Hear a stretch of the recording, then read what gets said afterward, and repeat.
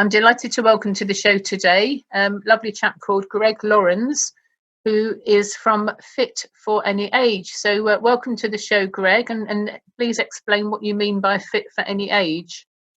Hi, thanks, Elaine. Thank you for inviting me to participate in the show. So Fit for Any Age, it's kind of it's taking a mixture of my experiences. Firstly, working within the fitness industry, but then also working within the mental health industry. So I believe in like the holistic approach to people improving and getting better with their life. So recommending different type of exercises for people to do, different types of like wellness and well-being practices. So it's the kind of the idea behind the Fit for Any Age is being fit mentally and physically, and applying to people for all ages. Fantastic. There's an awful lot of talk these days about mental awareness and mental fitness. And I think it's great that we're now talking about it. But from my experience, there doesn't seem to be an awful lot of support. Talking about something is all well and good, but if there's no support, I think sometimes that can be as bad as not talking about it in the first place. So what's your view on how how society is now kind of getting more used to talking about mental health? What's your view on that? Well, yeah, definitely. I think before there was quite a bit of stigma attached to talking about mental health, but I think there's been quite a bit of focus in the media in particular about kind of trying to break down some of that stigma. So trying to encourage people to really talk more about their mental health. I think there's also been quite a bit of attention and focus, particularly also around men and mental health, and feeling more open and welcome to actually talk about their mental health. Also, there's like the initiative, there's Movember, there's obviously a lot of men with self-harming and suicide, and also trying to break down that stigma around being okay as a man to talk about your feelings. But I think generally across the board, I think more work on a society level has been done to try and break down some of that stigma. You mentioned Movember. For the benefit of the listeners, what's Movember? Oh, yeah. So Movember runs during November. It encourages men to grow a moustache and to raise money because there's a lot of men who suicide amongst men, in particular men who are struggling with mental illnesses, with depression, and trying to obviously kind of raise more awareness and get men to more talk about it and to seek treatment. So it's like a fundraising campaign which is growing in popularity during the years. So what do they raise money for? Where does the money go? So I don't actually run the Movember campaign myself, but they get the link for you. So it's kind of raising funds for tackling like prostate cancer, testicular cancer, mental health, and suicide for men. So it's helping to raise money to help men with the kind of the physical and their mental health. Okay, so there's a whole variety of different aspects and getting men to talk really. Why is it, do you think, that men are notoriously bad at talking about things? Because most health practitioners that I've interviewed on the show, most of them are women, and many of them, their clients are women. We don't come across very many men who are happy to talk. Why do you think that is? I think that there's been, again, it comes back to stigma, but it's also back down to the old, telling men to like man up and men not, for men kind of to not acknowledge their feelings and emotions is almost like a sign of weakness. And a lot of men take that and they don't actually seek the appropriate treatments, and some internalize, they ruminate, they self-medicate with alcohol or other substances, and it's really trying to kind of get men to feel that it's okay to talk. So I think a lot of men have been reluctant to open up because of those stigmas around talking about mental health. And I think probably for women, they feel more open to speak about how they feel.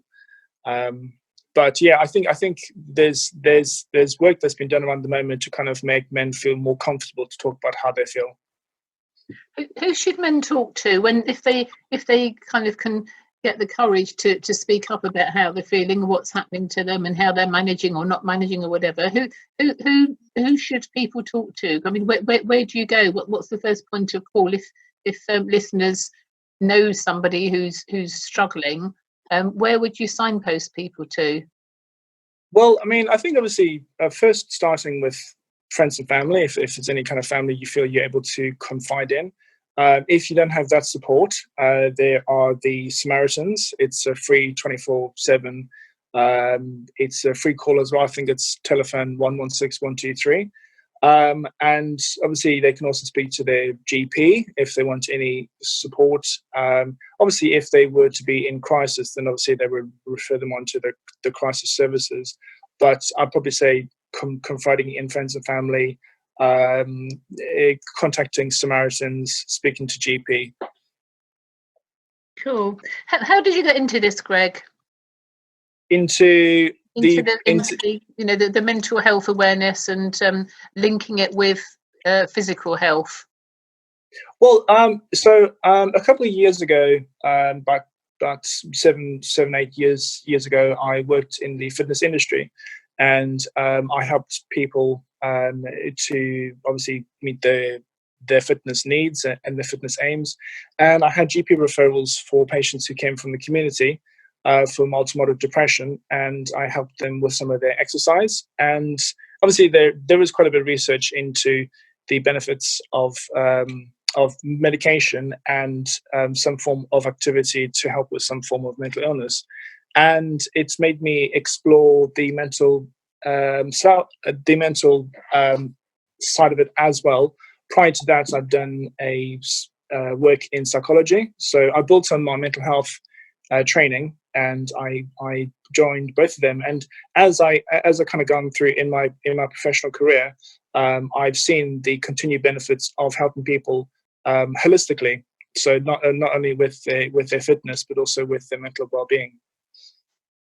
So what's the link between physical health and mental health? I wish there was another name we could say, mental health, because in the past it's always been a kind of a derogatory, negative sort of thing. I try and talk about things in terms of mind health. It doesn't seem such a slur kind of thing. It's like if people fess up to having mental health, it's like there's kind of been shame and, as you say, stigma about it. But it's mind health, really, isn't it? Yeah, I suppose that's another way to look at it. Again, yeah, you are right. There is, unfortunately, when people do think about mental health, they do sometimes think about like any negative connotations, and work still needs to be done to kind of break that down. But yeah, mind health, well-being, wellness, mental well-being, are different kind of ways that people can approach it, I suppose. So what's your general background? You've mentioned psychology, you've mentioned fitness. Were you actually a personal trainer? Did you mention? Yeah, so I was a fitness instructor, personal trainer. I would have clients come to me to lose weight, to put on muscle mass. Then I went into mental health training and studies, and I've continued to kind of obviously help people who generally, obviously, I would kind of speak to people about if they kind of if they having like low moments, or if they want any advice around exercise. And yeah, I just want to kind of take that forward. So I've kind of had a bit of a background in both my psychology, which I qualified in the early 2000s. And then did some like fitness training on top of that, and then came around to the mental health training, so which I'm currently doing at the moment. So your accent isn't an English accent. So you've lived abroad, I'm guessing, from your accent, which is from where? Yeah, so I'm originally from South Africa, from Cape Town. And yeah, been in the UK since about the early 2000s. So I've got obviously you can tell I've got a bit of an accent, but it is slightly diluted. But when I call like uncles and cousins back home, they say I sound very anglicized. So yeah, their accents are much stronger. Yeah, yeah. So you came over here to study, did you? Is that how it worked, and then you stayed? Yeah, so came over with family to work and study, and this is yeah, I've settled. This is where I am. Yeah. So you mentioned the moderate to mild depression, how you've helped people over the years. What are your top tips for people who feel themselves a bit fed up, a bit down, not quite knowing what's what?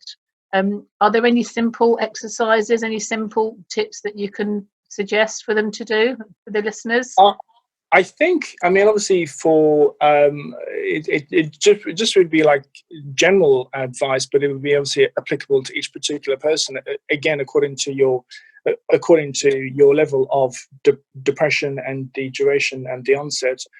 First of all, I would recommend someone go see their GP, so they would obviously have the correct type of medicinal support if the GP were to recommend them to go on a particular course of treatment.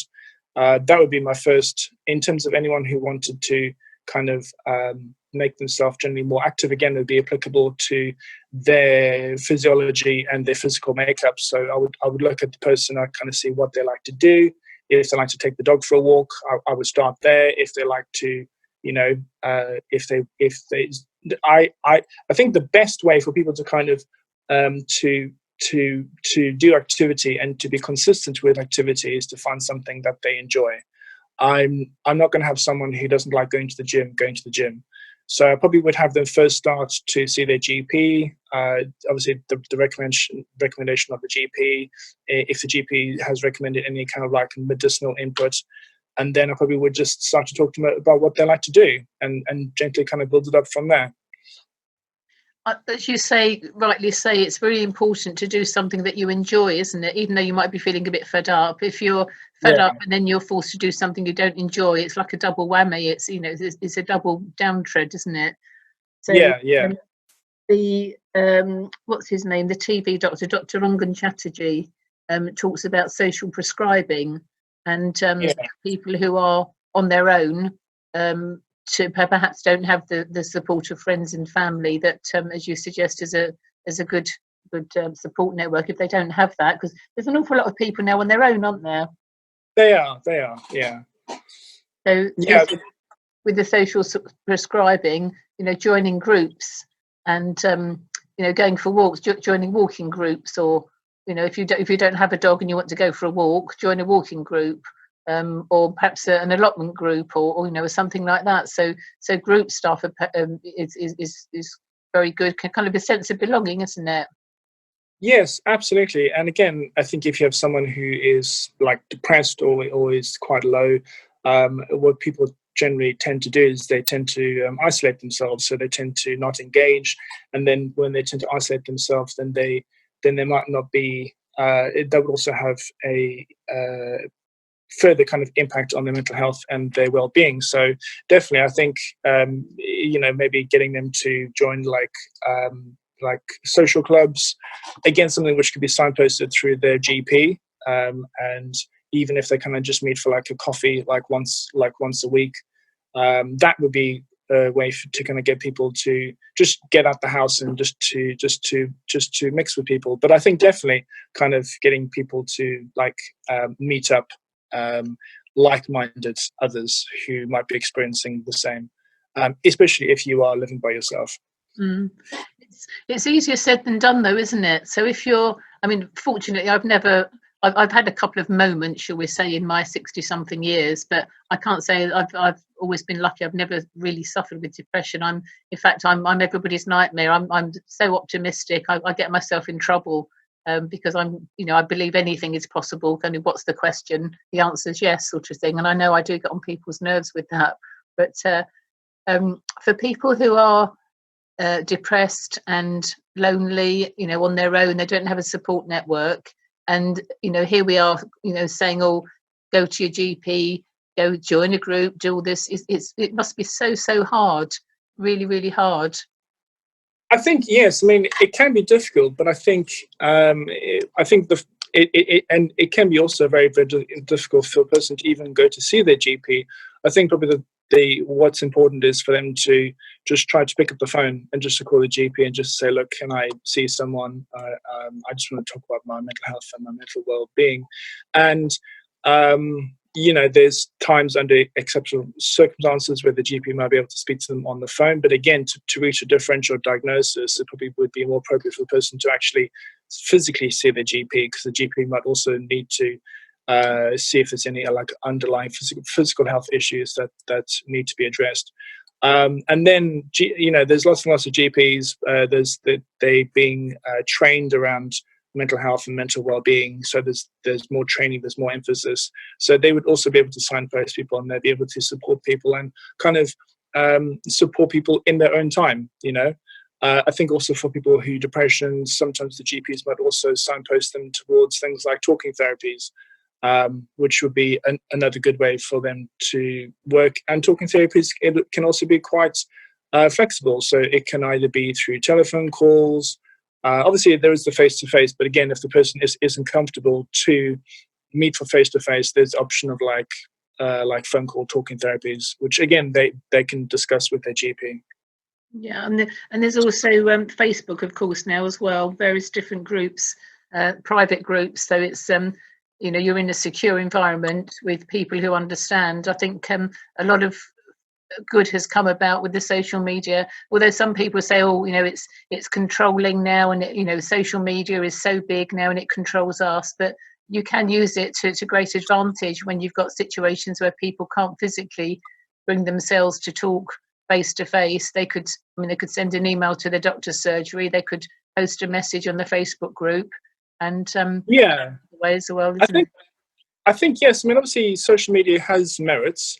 I would also think I would also kind of gently caution people with social media, because it has its benefits, but it also has the other side of it where people could kind of get. Obviously, I would recommend someone gets legitimate peer-reviewed clinical advice from a medical professional. Sometimes people on social media who might not be medical professionals might be giving medical advice. So I think people just need to be quite careful when they go online about looking at the groups and kind of doing their research. So kind of reading about who the people are who are giving them advice. There are obviously merits, but there's the other side to it where people could be kind of giving ill advice. So I would recommend people, yes, you can use social media, but I would also just say please also seek clinical advice from a registered professional. It's really important. It's a good point you raise. I've got a health group, as you know, and I'm sure you're in it. We have 3,000 people in the group, and we have got registered medical practitioners in there. And from time to time, they do offer some pointers, not obviously detailed medical advice, because you need to speak to somebody, on a personal, private basis. But occasionally there'll be information that they'll say, which is helpful. So really good point, that making sure you're not taking advice from a mate down the pub and go off on a tangent. But then again, there's an awful lot of good that comes about by anecdotal evidence, and medics don't have all the answers, do they? We're all individual. I think it's about knowing a body, knowing when things are out of kilter, and knowing that you need to do something to get yourself back on track. Yes, that is true. And it's about people, it's about like you said, it's about kind of people being more in touch with themselves, and knowing when they don't feel well, and knowing when to ask for help. I think acknowledging where you're at is really important. Acknowledging it is one thing, but then accepting it is a big step for some people, isn't it? So just being aware, acknowledging, and then moving towards acceptance through whatever strategies work for you as an individual. Yeah, absolutely. Yeah, it is about acknowledging that, and I suppose everyone kind of working at their own pace, with everyone heals at their own pace. And I think if people are just being being patient with themselves. That there is kind of this thing which I attach to my blogs and to for people to have patience in the process. But that's what I believe. Everyone heals at their own pace, and when it's just about people need to be more gentle with themselves, and they just need to when but I think if you heal at your own pace, it's better for you in the long term. Yeah, absolutely. And you raise a point about being patient. So many people expect to go to the GP, pop a pill, and suddenly they're better overnight, and yet their body, their mind has taken years to get into the state that it's got into. So Yeah.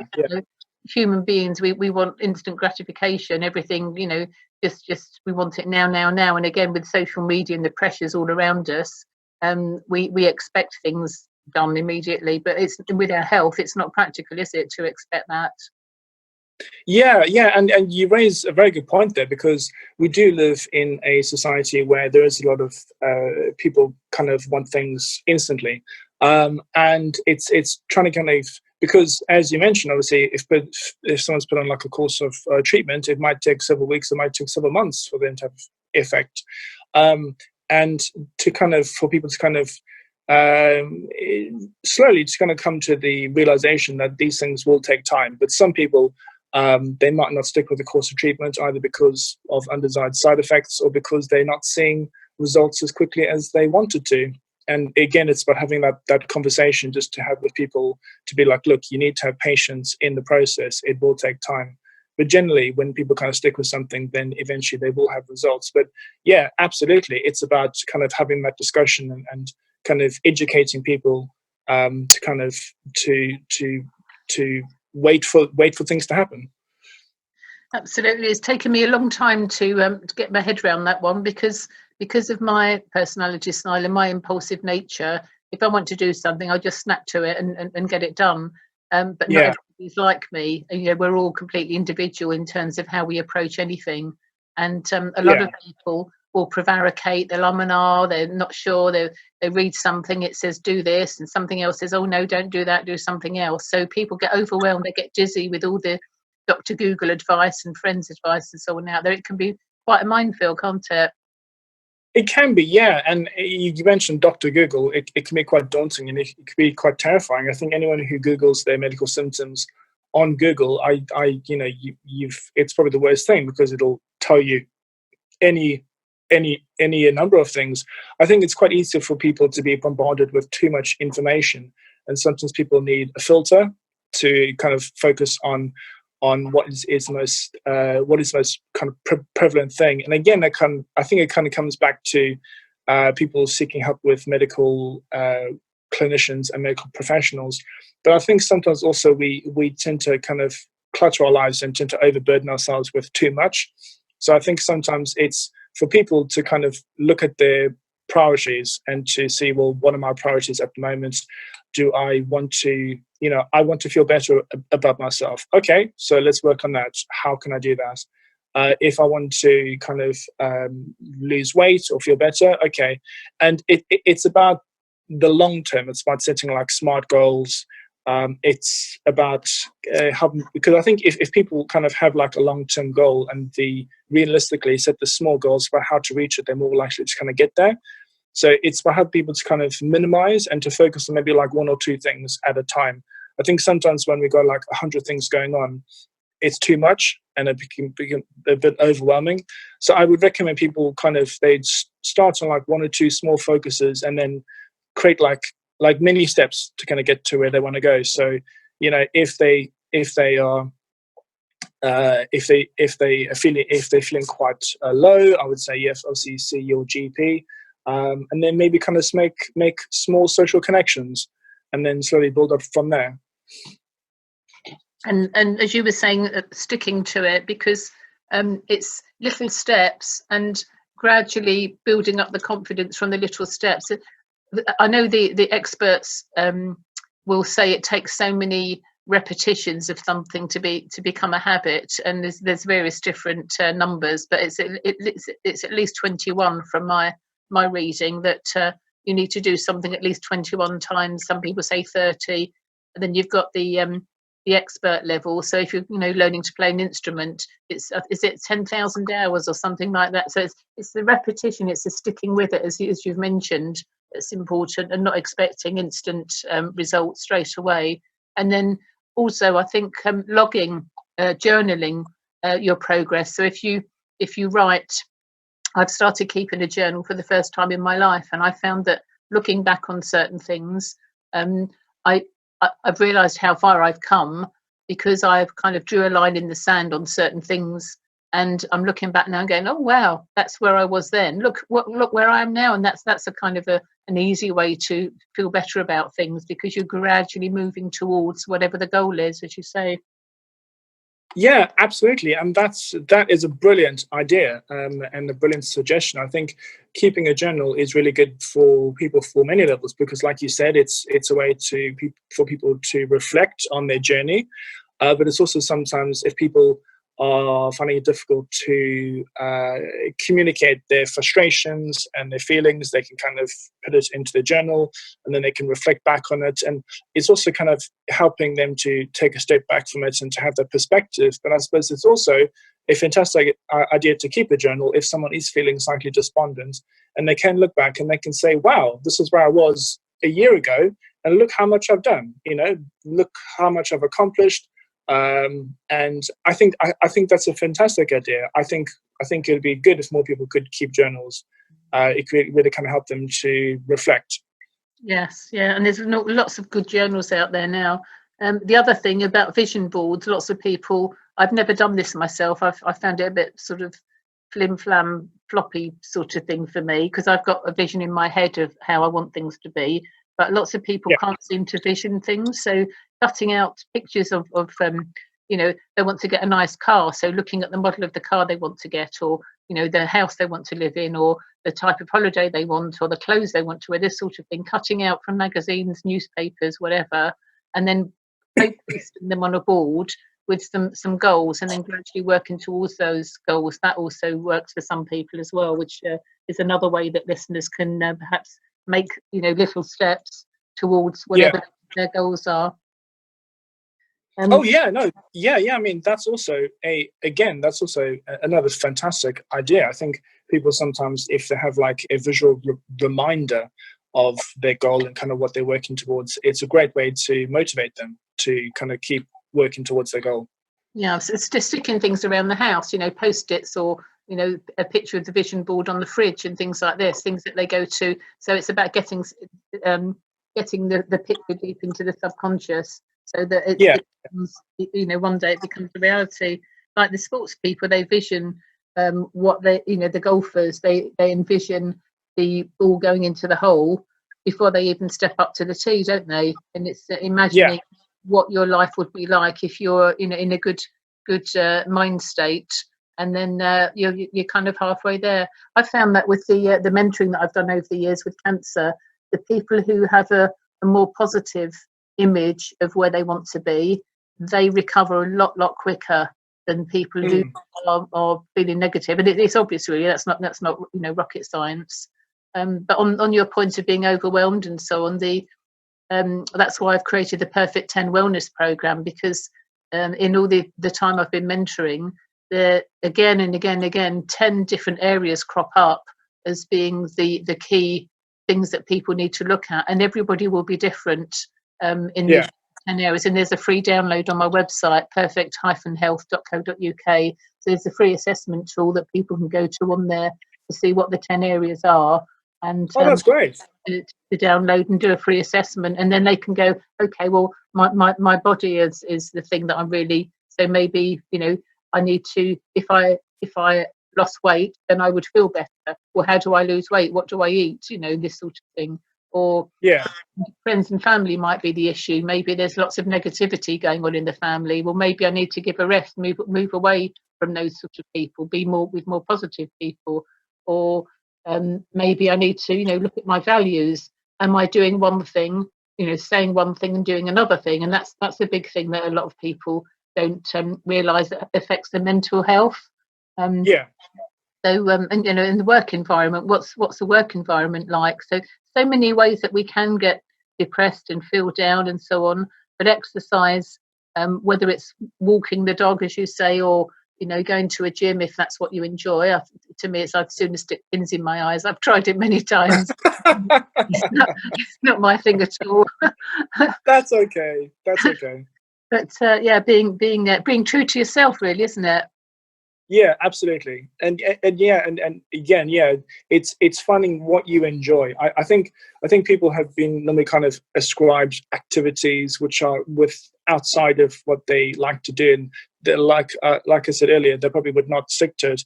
And gyms can be quite daunting. I think a lot of people, it's for many people, they don't know how things work, and they find it can be quite intimidating. For some people, they can find it's quite an enjoyable atmosphere. But again, it's just definitely kind of find what you like, even if it's walking, even if it's meeting friends for a coffee. So just find what you enjoy, and just do what you enjoy. Brilliant. So tell us about your blog, Greg. So my blog, it's kind of like a weekly blog at the moment. What I do is I look to kind of cover topics for physical health, for mental health and well-being. I originally started it when 2018. It was kind of fit for nearly 40. At the time, I was kind of nearly turning 40 at the time, and I was using it as like a fitness and wellness, like a personal journey blog, as you mentioned, about keeping a journal, because I was looking to kind of lose weight for my 40th birthday. And then I found that the blog kind of evolved, and I wanted to kind of look at how I can help people across all ages, and it became more kind of like a exploring different subjects for other people. So then it kind of evolved into fit for any age, and it's I think the core focus is to help people who possibly have like desk jobs, moms, dads, men. There's one blog which I kind of wrote around men and mental health, also about preparing meals for work, because sometimes there's people who work in sedentary jobs, and there is quite a bit of obesity within the workplace. Sometimes people aren't very active, so they're sitting at their desk, they're grabbing what they can, they're eating snacks and stuff, and it's difficult sometimes to find time to make food. So it's also helping people, which I did feature in one of my earlier blogs. So helping people to kind of get themselves like fit physically and mentally. And each week I look at different topics. I think my most recent one was looking at like art and art therapy. So sometimes kind of helping us to do art and activities, or different types of activities people like to do to kind of help themselves if they are experiencing stress in their life. Art is a topic close to my heart. I can't even draw a matchstick man. I'm hopeless at drawing, and yet one of my cancer episodes. Each time I've had cancer, I've learned something. I've put myself on different courses and qualified in different things. And one time I learned to paint, and I was actually showing somebody yesterday. I've done 13 paintings, and I even sold one for charity. And fantastic! I'm going to restart painting again. My life's been a bit busy in the last 4 years, but I'm going to restart painting, and I'm really looking forward to it. It's so therapeutic, because while you're doing that, you're concentrating. You're not thinking about anything else, and when you turn out something that you're really proud of, it's just so uplifting. So you do absolutely, and art, but I suppose also other forms of, if people like to write, if they like to create music. Definitely, anything that you can kind of feel at the end of it, there's been like a creative process, and you can reflect on it, and you can kind of feel like a sense of achievement from it. But I'm really happy to know that art has helped you. Yeah, it's brilliant. And as I say, I can't draw a matchstick man, but I can paint. I use acrylics, and it suits me, because if I'm not happy with what I've done, I can just go over it and keep going over it until I'm happy with it. And then you, as I say, got something to show for it. So that's lovely. That's what helped me. And as I say, learning things and keeping the mind occupied, I think, is really important. A lot of people tend to sort of sit around and watch negative television and read negative newspapers. I've not bought a national newspaper in over 20 years. in fact more, probably 25 years now. I don't have a telly, so anything, I listen to Radio 4 Today programme on the radio in the morning, 6 till 9, and if it's not on there, I don't need to know about it. And in fact, I say and that's when the programme's on, but I only probably listen to about 3/4 of an hour because they repeat themselves. Do you know, I completely agree. I mean, obviously, there are merits about news, but again, depending on what kind of news source you read, it can be very difficult and quite depressing to read the news. I think the last time I bought a newspaper was so that I could dry out my boots after going for a walk. But yeah, I mean, it's. I think definitely, it really is so important and so valuable for people to kind of keep a positive mindset and to kind of also to keep an open mind, obviously, when they're educating themselves with the news, but definitely to kind of not, because the news can be quite depressing and can be overwhelming at times. So it's about, yeah, absolutely keeping a positive mindset and kind of not being too kind of beat down by all the news at the moment. Absolutely. There's bad news everywhere. News headlines are what sell newspapers, negative headlines. Oh gosh, yeah. Read this, read that, whatever. But I stay away from it. And if anything, really important happens during the day, people tell you, it's on social media, so you do get to hear. I don't feel like I'm missing out. I have a filter on my Facebook group. I don't allow anybody to post without myself or another admin approving, because sometimes we get a run of and it tends to be things like, if they have storylines on these soaps, which I'm not, I don't watch anything like that, as I said. But sometimes a storyline will then invoke lots of different sharing on Facebook or other platforms, and then people will be sharing all this negativity. And I won't have it in the group, but I try and keep things balanced, because we can't live in a completely, rainbow-filled cotton wool world either. We've got to have some sort of sense of balance. But no, I won't have the lots of negative stuff in there. It's not healthy. So I mean, and that's absolutely fine, I think, because especially like it's important for the social media to do like online monitoring, because the content people can put out needs to be regulated, but I think that's a great idea. Yeah. So how do people find your blog? Where do you hang out, as it were?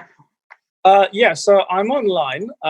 It's, if they just Google, it's fitforanyage.co.uk. If you just pop it into Google, you'll find the blog. And on the blog, there's it's got different categories for like archives and the categories for the months, and then for any like social media links.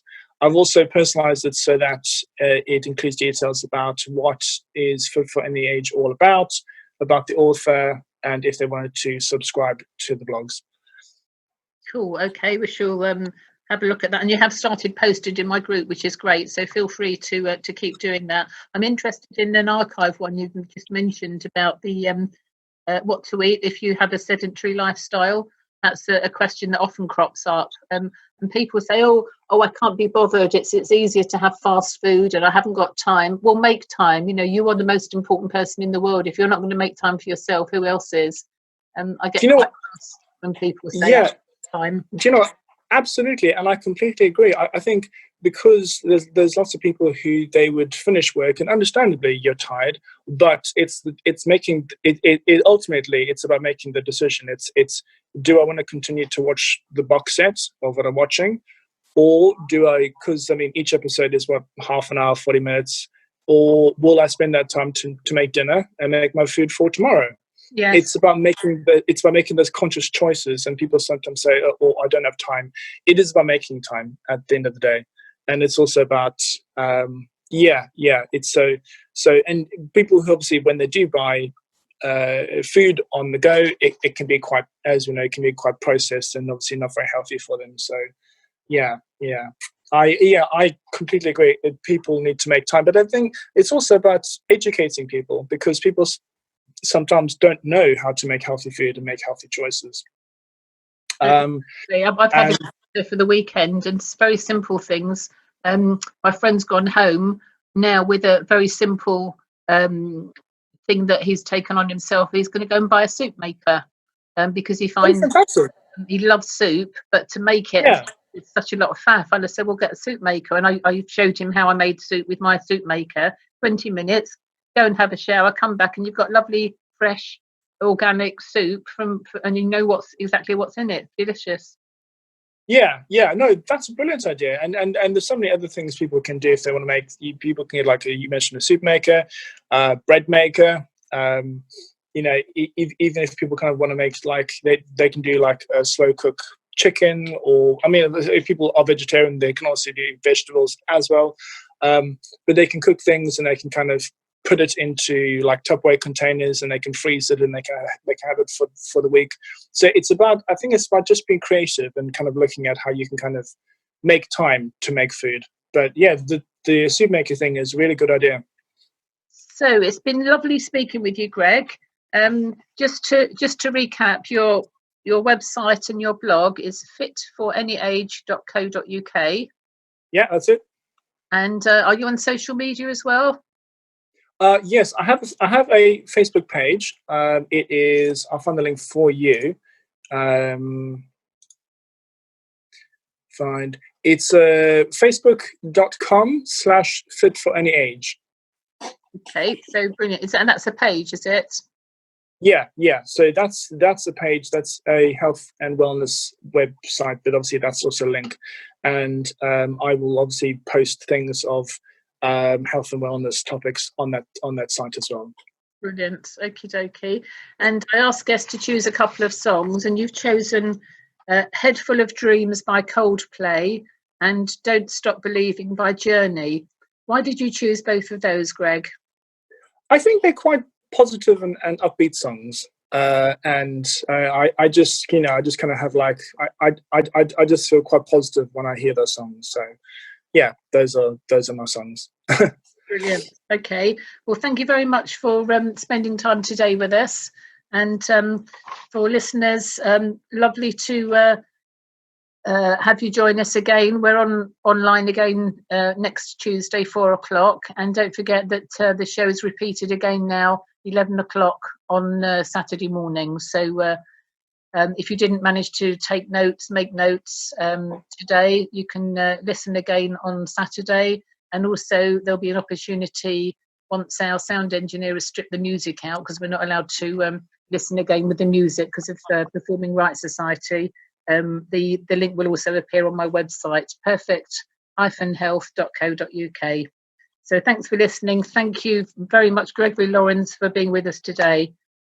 Thank you, Elaine. Thank you very much. It was really, really nice talking to yourself today.